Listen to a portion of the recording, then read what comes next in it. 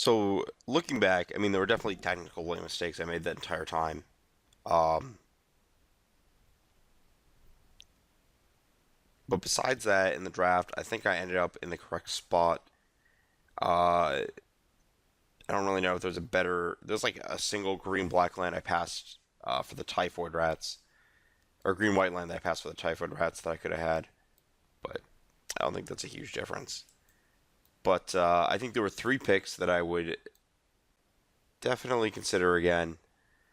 I guess two. So I looked at there were two, three, or four picks I specifically went back and looked at because I remember taking the Horde Mate very highly, but there wasn't really anything in that pack. There was like a Sage Eye Harrier. I think the payoff on the Horde Mate at that point in time is really high if you hit, and like whatever if you don't. So I didn't really, wasting that pick wasn't an issue. There was the Ward Scale Dragon pick, which I remember being really high, but that pack was just completely blank. Basically, there was the Gurmag Angler I could have moved into black for. That was it. I like the conservative play of the dragon.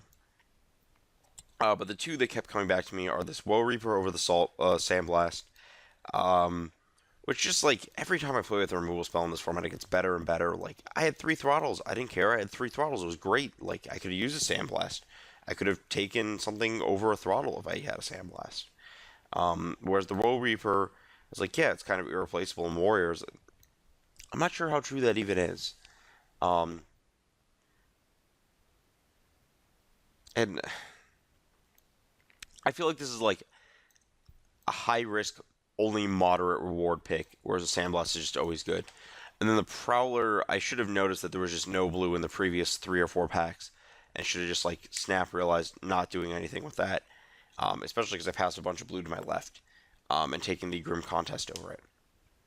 But that was about it. This pick was fine. Just wanted to try something. I think this might even be a more powerful card.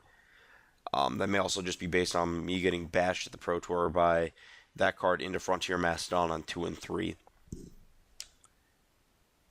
Overall, the deck was unexciting. The mana was okay. I had some very powerful cards, and by that I mean rares, that I kind of rode to victory most of the time. But that's kind of how some of the decks in this format just work that way. Um, yeah, this deck was mediocre, and I put up reasonable results with it just based on card power. Getting paired against someone in the second round who was the third Abzan player in a row also may have helped.